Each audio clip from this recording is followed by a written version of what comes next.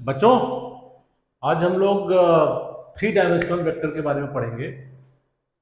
अभी तक हम लोग टू डायमेंशनल वेक्टर जो देखे हैं उसमें हम इस तरह से किसी वेक्टर को डिनोट कर रहे थे। जैसे कोई वेक्टर आर है, इसको कैसे कर रहे थे? सपोज कीजिए x I plus Y j, where ये क्या था?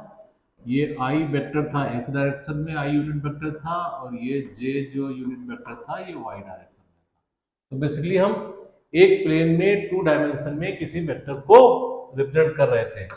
अब हम क्या करेंगे कि थ्री डायमेंशन में वेक्टर को रिप्रेजेंट करेंगे। इसके लिए इसमें हमने थोड़ा बहुत आइडिया हमने पिछले लेक्चर में आपको दिया था, उसको मैं दोबारा रिवाइज करता हूँ।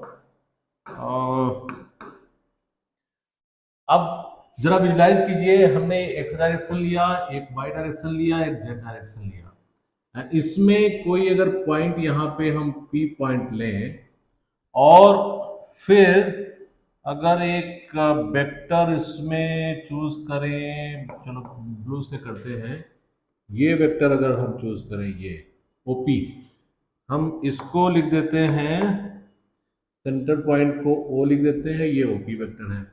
ओपी वेक्टर अगर चूज करें, OP OP vector, this centre point से वो, एंड तो इसको हम कैसे रिप्रेजेंट करेंगे वो हम देखते हैं।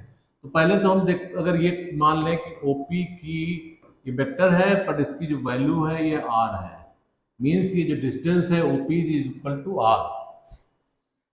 अब इसको वेक्टर में कैसे रिप्रेजेंट करेंगे? हम इसको ऐसे करते थे कि जैसे वहां पे भी टू डायमेंशनल में क्या करते थे, अगर ये कोई वेक्टर है तो इसका एक्स एक्सिस पे कंपोनेंट क्या है, वाई एक्सिस पे कंपोनेंट क्या है, ये हो गया आई। तो एक्स एक्सिस पे कंपोनेंट अगर एक्स हो गया तो ये वेक्टर आर जो वेक्टर था कैसे रिप्रेजेंट होता था? आर वेक्टर को हम करते थे, एक्स एक्सिस का कंपोनेंट आई हो एक्स हो गया, और वाई एक्सिस का कंपोनेंट अगर वाई है तो इसको आर वेक्टर को क्या रिप्रेजेंट करते थे? एक्स आई प्लस वाई जे लिखते थे। ये आर वेक्टर हो गया, इसका एक्स एक्सिस पे कंपोनेंट एक्स है, वाई एक्सिस पे वाई है। आर क्या लिखते थे? X multiplied by X axis का unit vector plus Y multiplied by J का यूनिट वेक्टर। इस तरह से हम टू डायमेंशन में आ, ये वेक्टर को लिखते थे। तो उसी तरह से थ्री डायमेंशन में भी हम क्या करेंगे, हम इस आर वेक्टर का एक्स एक्सिस पे कंपोनेंट, वाई एक्सिस पे कंपोनेंट एंड जेड एक्सिस पे कंपोनेंट निकालेंगे, उसके बेसिस से रिप्रेजेंट करते हैं। अब उसमें कैसे कंपोनेंट निकलेगा? अब ये देखिए, अगर हम इसमें एक लाइन और ड्रा करें, ये लाइन ड्रा करें, तो ये ओपी का एक पार्ट कंपोनेंट नीचे, अगर ओपी का हम इस प्लेन में कंपोनेंट लेंगे तो ये आ गया, फिर ये कंपोनेंट फर्दर एक्स एक्सिस और वाई एक्सिस में ब्रेक हो सकता है।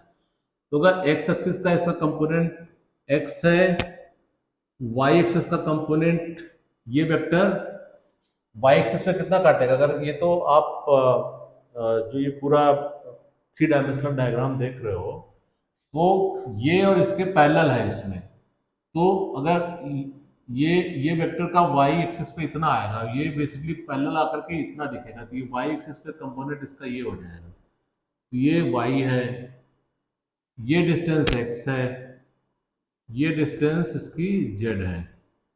तीन इस कंपोनेंट को, ओपी का अगर आप कंपोनेंट देखोगे तो ये एक्स एक्सिस पे ऐसे काट रहा है, वाई एक्सिस पे ऐसे काट रहा है, जेड एक्सिस पे ऐसे काट रहा है।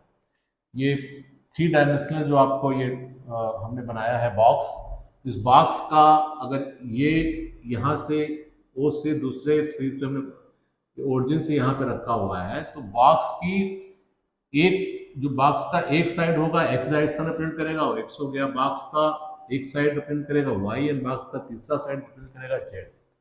तो इस तरह से इसके तीन कंपोनेंट एक्स वाई जेड हो जाएंगे। तो इसको हम कैसे लिख सकते हैं? इस आर वेक्टर को लिखेंगे हम इस तरह से कि x component x, and then वहां की डायरेक्शन दे दिए आई की, इसकी एक्स की तरफ यूनिट डायरेक्शन हमेशा पहले की तरह वाई मानेंगे, वाई की तरफ यूनिट डायरेक्शन पहले की तरह जेड लिखेंगे, जेड की तरफ यूनिट डायरेक्शन पहले की तरह से आई, इसकी तरफ के लिखते हैं, जेड की तरफ के यूनिट डायरेक्शन लिखते हैं। तो एक्स कंपोनेंट हो गया, फिर इसी तरह y component and y direction, फिर z component and z direction को हम k लिखते हैं, i j k, i x direction, j y direction, k z direction. तो r वेक्टर को हम इस फॉर्म में लिख सकते हैं, ये जो r वेक्टर था इस फॉर्म में लिख सकते हैं। अब अगर आप r की वैल्यू निकालना चाहें तो देखिए, हम इसको a लिख देते हैं, ये b लिख देते हैं, ये c लिख देते हैं। अब देखिए, अगर हम इस ट्रायंगल में देखें, इस ट्रायंगल में देखें, ये तो x है तो ये भी x हो जाएगा क्योंकि दोनों पैरेलल लाइन है, तो ये भी x हो गया। ये z पता चला गया और x पता चल गया। OB क्या है? ट्रायंगल AOB में, AOB में हम देखें तो इसमें क्या है बेसिकली, अब इसमें ये आपको जो 3 डायमेंशन में देख रहा है, अदरवाइज तो ये 90 एंगल है क्योंकि ये बॉक्स है। बॉक्स को हमने ये नीचे वाले बॉक्स का जो नीचे का साइड है उसमें हमने उसके अपोजिट साइड को मिलाया हुआ है, तो ये 90 एंगल है। तो उसके हिसाब से OB क्या होगा, OB की वैल्यू क्या होगी, OB की वैल्यू क्या होगी, ये होगी x square plus z square, x square plus z square, simple Pythagoras theorem, this square plus this square equal to this square. अब देखिए, अब इस ट्रायंगल में देखिए, OPB ट्रायंगल में देखिए, इसमें ये बेसिकली ये 90 एंगल है, ये 90 एंगल है। तो ट्रायंगल OPB में क्या है, OPB में अगर निकालोगे तो OP क्या हो जाएगा, OP दिस वैल्यू क्या होगी, पाइथागोरस थ्योरम से this square plus this square का रूट, तो ये हो जाएगा OB square plus PB square. अब PB क्या है, अभी देखिए ये बॉक्स की सारी साइड है कि जो ऊपर की तरफ जो हाइट है y है, ये भी y है, ये भी y है, ये भी y होगा, ये y स्क्वायर हो जाएगा। तो बेसिकली OP क्या हो जाएगा, OP would be, OB square का यहाँ से हम वैल्यू रखेंगे तो हो जाएगा x square plus y square plus z square. And OP है क्या, OP इज बेसिकली r। तो r इज, ये जो हमने OP की वैल्यू r माना हुआ है हमने, ये है x square plus y square plus z square. तो बेसिकली हमें समझ में क्या आया कि अगर कोई 3 डायमेंशन में कोई वेक्टर OP है तो उसको हम ऐसे रिप्रेजेंट कर रहे हैं जिसमें x कंपोनेंट, x डायरेक्शन में कंपोनेंट x है, y डायरेक्शन में कंपोनेंट y है, z डायरेक्शन में कंपोनेंट z है। तो उसकी जो वैल्यू, ये क्या है, दिस इज बेसिकली इसका मैग्नीट्यूड है। तो इसका मैग्नीट्यूड क्या निकल आएगा, सिंपल ये जो x y z कंपोनेंट है इनको इनके जो स्क्वायर टर्म ऐड कर दीजिए तो इसका मैग्नीट्यूड आ जाएगा, मींस इसकी लेंथ आ गई। अब वेक्टर की लेंथ आ गई, पर वेक्टर की डायरेक्शन को भी हमें देखना होगा, वो कैसे करें। उसके लिए एक चीज और अब डिफाइन की गई जो अब मैं बताऊंगा। इसको तो हमने वेक्टर की लेंथ निकालना बता दिया आपको। अब क्या है, वेक्टर की लेंथ निकालना में आ गया। अब इसके बाद दूसरा कॉन्सेप्ट आता है, जैसे सेम मैं 2 डायमेंशन से कंपेयर करूंगा। पहले 2 डायमेंशन में क्या करते थे, अगर ये कोई वेक्टर है r तो इसका क्या होता था, ये अगर एंगल थीटा है तो ये इससे क्या निकाल लेते थे, r cos theta. r cos theta क्या हो जाता था, इसका x component, and r sin theta क्या हो जाता था, इसका अगर y कंपोनेंट y है तो ये हो जाता था r sin थीटा। ठीक है, और साइन थीटा की जगह पे अगर इसको हम क्या लिख सकते हैं, इसको लिख सकते थे r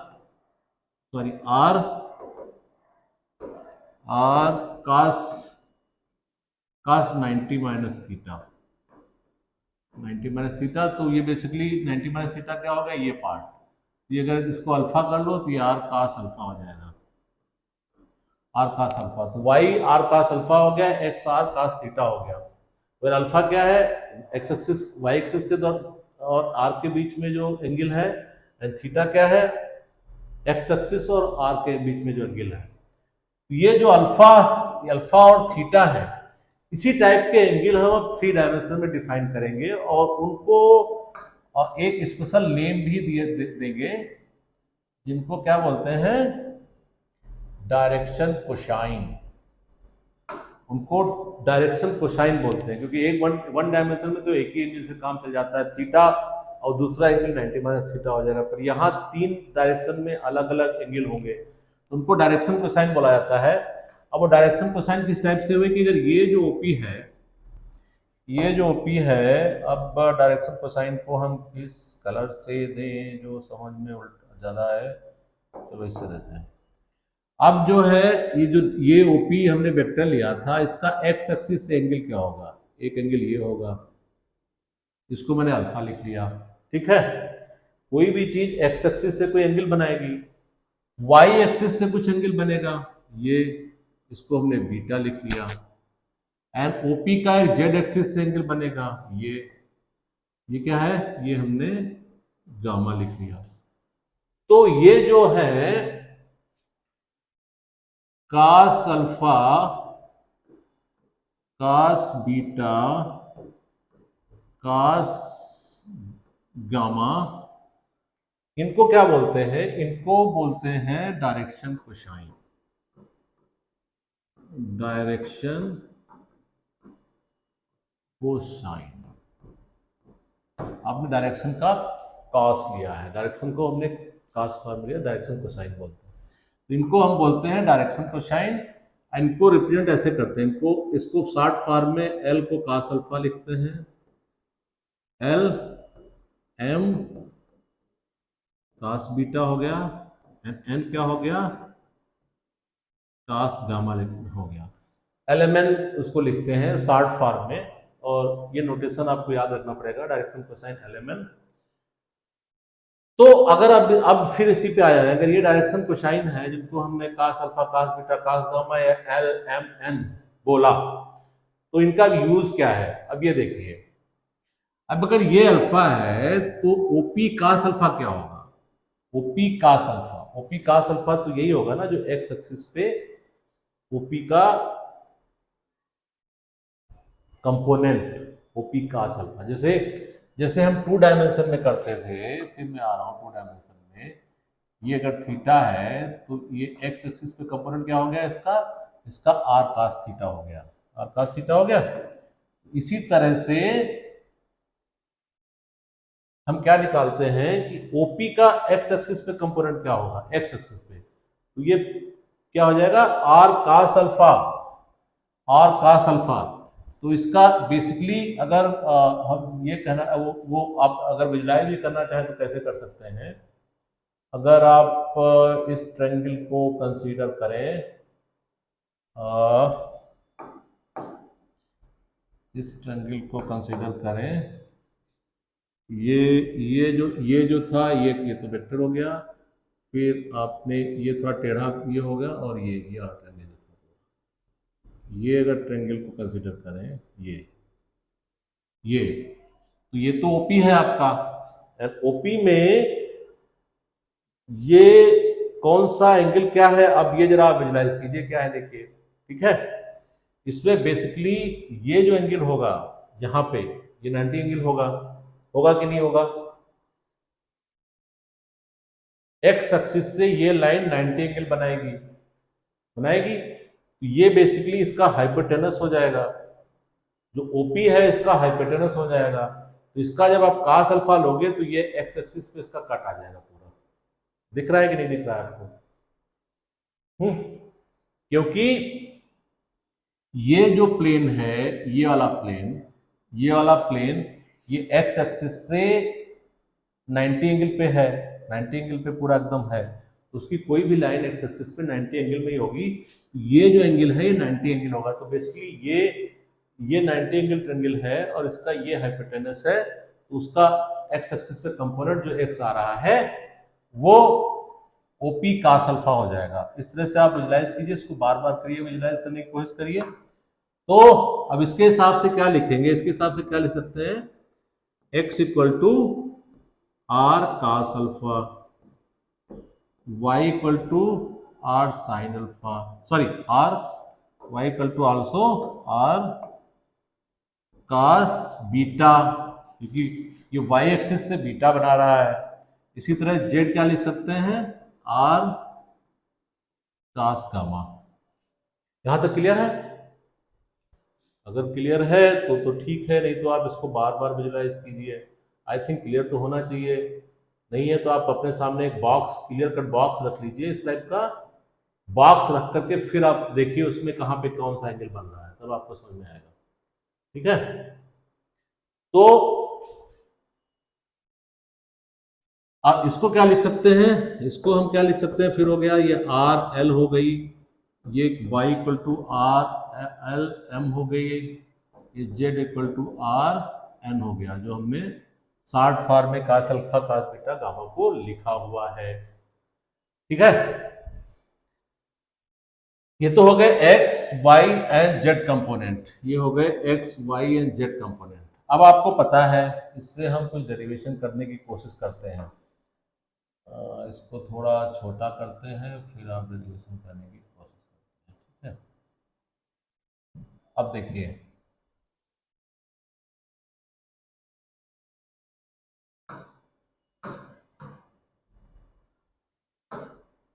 अब आपको पता है जो r है, r की वैल्यू क्या थी, r की वैल्यू क्या थी, r की वैल्यू क्या थी, दिस वाज, अभी मैंने ऊपर निकाला था, x square y square plus z square, this was the value of r। ठीक है, अब इससे अगर हम ये वैल्यू यहाँ पे फिट कर दें, ये वैल्यूज यहाँ पे फिट कर दें, तो ये क्या हो जाएगा, ये तो r ही रहा, x की जगह पे हो जाएगा आर एल, तो ये हो गया r square l square, y की जगह पे हो जाएगा आर एम, ये हो जाएगा आर स्क्वायर एम स्क्वायर, इसी तरह जेड की जगह पे हो जाएगा r n l m n, हाँ आर स्क्वायर एन स्क्वायर। अगर ऐसे लिख देंगे तो ये देखिए क्या होगा, आर, ये आर बाहर हो जाएगा, अंदर क्या बचेगा, l square plus m square plus n square, तो ये आर कट गया। तो बेसिकली आया क्या, आपने प्रूफ, हमने क्या किया कि प्रूफ ये किया कि l square plus m square plus n square is equal to 1।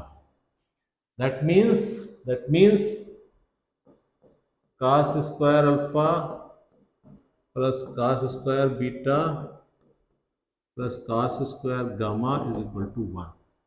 तो हमने ये प्रूफ किया, जो एल एम एन, ये हमने डायरेक्शन कोसाइंस जो हमने अभी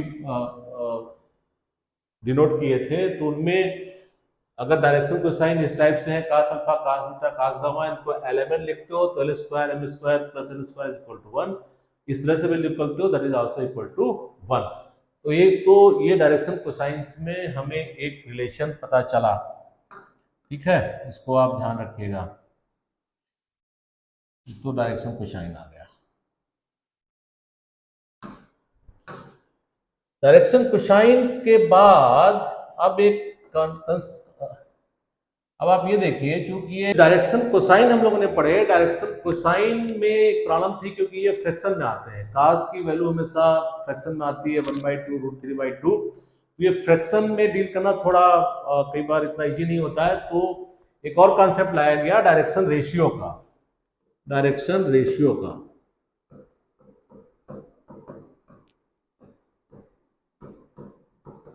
डायरेक्शन रेशियोज का, अब डायरेक्शन रेशियोज क्या है इसके बारे में देखिए।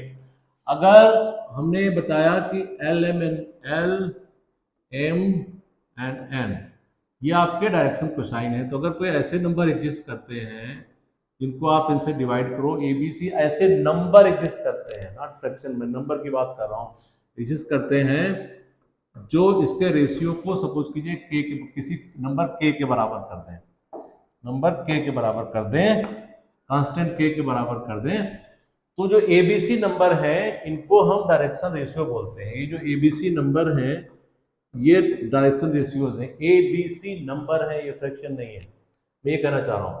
अब इसका कॉमन सेंस से तो आप निकालना चाहे बड़ी आसानी निकाल, सपोज कि एलएमएन है, एल ये 1/2 है, ये से 1/3 है, ये सपोज कीजिए 1/6 है, तो एबीसी नंबर क्या हो सकते हैं इनका, एक अगर कॉमन नंबर जैसे एलसीएम निकालते हो तो कॉमन नंबर 6 से पूरा मल्टीप्लाई कर दें, तो ये एक नंबर आ जाएगा, इसको 6 से मल्टीप्लाई करोगे तो 3 हो जाएगा, इसको 6 से मल्टीप्लाई करोगे 2 हो जाएगा, इससे 6 मल्टीप्लाई करोगे। तो एक 3 2 1 नंबर ऐसे हैं जो आप देखिए इस तरह लिखना चाहें तो कैसे होगा। 3 2 1 नंबर अगर लिखें तो 1/2 divided by 3 equal to 1/3 divided by 2 equal to 1/6 divided by 1। अभी देखो इधर भी 1/6 आ गया, इधर भी 1/6 आ गया, इधर भी 1/6 आ गया, तो ये कंडीशन सेटिस्फाई हो गई। तो 3 2 1 एक ऐसे नंबर आ गए जो बेसिकली इनको डायरेक्शन रेशियो बोल सकते हो, अगर ये 1/2 1/3 1/6 आपके डायरेक्शन कोसाइंस हो। इसमें हमने किया क्या, नीचे का हमने पूरा एलसीएम निकाला और उसको ऊपर से पूरा मल्टीप्लाई कर दिया, तो इस तरह के नंबर आ गए 3 2 1। आई थिंक ये बड़ा पॉइंट क्लियर हो गया होगा। अब जरा हम ये देखेंगे अगर डायरेक्शन रेशियोज किसी चीज के दिए हैं तो हम उससे डायरेक्शन कोसाइन कैसे निकालेंगे। तो सपोज कीजिए ए बी सी बोला जाए कि डायरेक्शन रेशियोज है, तो एलिमेंट पे कैसे आओगे, ये आप देखिए ये कैसे होगा। इसी में हम क्या लिखेंगे, इसी से हम L लिखेंगे, L इक्वल टू ए के, M इक्वल टू बी के, N इक्वल टू सी के, ये लिखा हमने। एंड आपको ये इक्वेशन पता है, L square M square plus N square equal to 1, ये भी हमने ये डायरेक्शन कोसाइन में ये इसकी प्रॉपर्टीज निकाली थी। ये अगर इसमें पुटअप कर दोगे तो ये हो जाएगा ए स्क्वायर के स्क्वायर प्लस बी स्क्वायर, ए स्क्वायर के स्क्वायर बी स्क्वायर के स्क्वायर प्लस सी स्क्वायर के स्क्वायर इक्वल टू 1। ठीक है, इसमें से हमने के स्क्वायर कॉमन लिया और अंदर जो बचा उसको मैं नीचे ले आया, A square plus B square plus C square. इससे क्या हुआ, इसमें अब इससे क्या हो गया, के की वैल्यू क्या आ गई, इससे के की वैल्यू आ गई plus minus 1/a square plus B square plus सी स्क्वायर। तो के की वैल्यू ये आ गई। ठीक है, अब अगर आप के की, अब इसमें एक बार के की वैल्यू अगर पॉजिटिव ले एक बार निगेटिव ले, तो जब पॉजिटिव लोगे तो उसकी एल की वैल्यू क्या आ जाएगी, इसमें देखिए के की वैल्यू पता है तो एल की वैल्यू क्या है, l is a upon A square plus B square plus C square. इसी तरह से एम क्या है, b upon A square plus B square plus C square. And इसी तरह से एन क्या है, एन क्या है, के की वैल्यू रखी, सी अपॉन ए square plus B square plus सी स्क्वायर। तो डायरेक्शन रेशियो से आप डायरेक्शन कोसाइन किसी भी समय निकाल सकते हो इस तरीके से, क्योंकि अब ये इंपॉर्टेंट इसलिए हो गया कि नॉर्मली जैसे अब आप कोई अगर वेक्टर आप देखोगे तो इस टाइप का नाम भी लिखा रहता है ना, कि सपोज कीजिए कोई वेक्टर है, आर वेक्टर कैसा है, इस टाइप से है कि 3x 3i minus 2j plus 5k, इस टाइप का वेक्टर लिखा है। तो ये 3 2 5 है, ये क्या है, ये 3 - 2 5 इसमें है क्या, ये अगर आप जानने की कोशिश करें तो इसको हम कंपेरिजन करें, इसको अगर इस वेक्टर को हम कंपेरिजन करें किससे, x cos alpha i plus y, sorry इस वेक्टर को हम अगर कंपेरिजन करें इससे, r cos alpha i plus r cos gamma cos beta j plus r cos gamma k, इस तरह से वेक्टर को, जनरल वेक्टर को आप लिखते थे। तो और ये क्या है, ये L है, ये आपका M है, ये आपका N है। ठीक है, तो इससे आप कंपेरिजन करो तो 3 क्या हो गया, 3 is equal to RL minus 2 is equal to what, RM 5 is equal to RN, ये हो गया। अब इसको अगर आप बड़ा आसानी से इससे आप देख सकते हैं, L/3 is equal to m by -2 is equal to n by 5, ये लिखा, that is equal to r, ये लिखा मैंने। तो इसका मतलब एलिमेंट में कोई 3 -2 5 ऐसे नंबर है जिनसे एलिमेंट को डिवाइड किया तो एक फिक्स नंबर r आ गया। तो इसका मतलब कोई भी वेक्टर अगर इस फॉर्म में लिखा है, कोई भी वेक्टर इस फॉर्म में लिखा है, तो उसमें जो ये नंबर है ये क्या है, ये जो प्रीफिक्स है ये बेसिकली डायरेक्शन रेशियोज होंगे। एंड इनसे आप बहुत आसानी से ये फार्मूला यूज करके, ये फार्मूला यूज करके डायरेक्शन को साइन निकाल सकते हो। कोई भी वेक्टर अगर दिया है उसमें भी जितने भी आई जे के प्रीफिक्स हैं वो को आप लिख लीजिए तो अलग से, तो ये डायरेक्शन रेशियोज हो जाएंगे। तो ये कॉन्सेप्ट मैंने आपको बताया डायरेक्शन कोसाइन का एंड डायरेक्शन रेशियोज का, जिसको यूज करके फ्यूचर में वेक्टर्स को सिंप्लीफाई तरीके से रिप्रेजेंट कर सकते हैं और उसको कई क्वेश्चंस में अलग तरीके से उसको हम सॉल्व कर सकते हैं।